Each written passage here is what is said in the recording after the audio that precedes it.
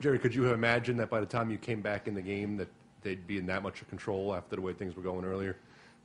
We didn't think that, but I think our second unit did an awesome job.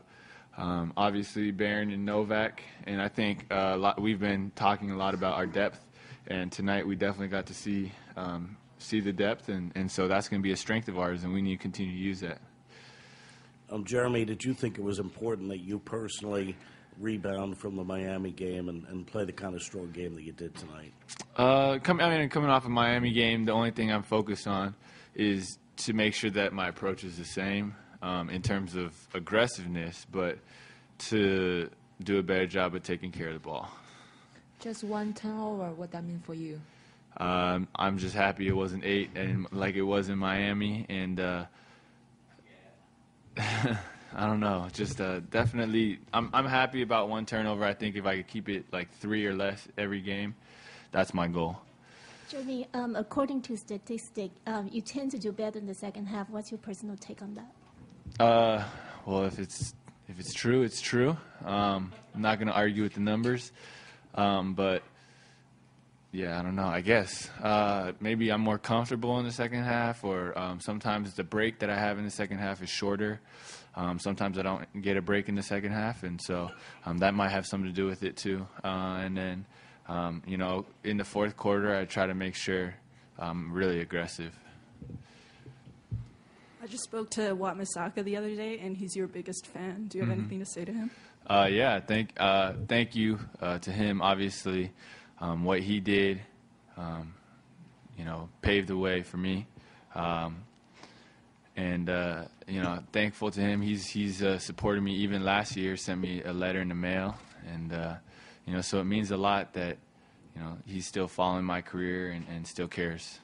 I appreciate that. Jeremy, you talk about the depth, and Coach was talking about trying to get people in and out. Are you comfortable with 33 minutes? Are you comfortable with how things – and what is the adjustment to that? Yeah, I think 33 minutes is good, but it just depends on the game. On a back-to-back, I might be less than 33. I don't know. It just depends on how the game is, too. Like, if I'm feeling great, some days it may be 40 plus if we don't have a game the next day. And then if Barron's clicking and the second unit's going like they were today, maybe it's 25, 30. It doesn't matter too much to me. Obviously, I'd love to play, but I understand that our team is so deep, and so we need to utilize that and let that second unit go to work like they did tonight. Jeremy, ad agencies say the success of Lynn merchandise has corporations considering marketing to Asian Americans as consumers. How do you feel knowing that you've had that much impact?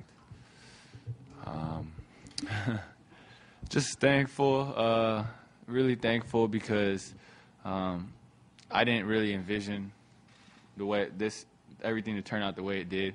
But one thing is I'm very thankful to the Asian American fan base, and I really do mean that, and it means the world to me to know I grew up as an Asian American, and so I'm just thankful that they're there for me and they're behind me, and they were there from the start. Even when I was struggling in the D League or whatever it might be, they were always there giving me encouragement through social media, and every time I would run into Asian American fans, they're always just so nice. So thank you.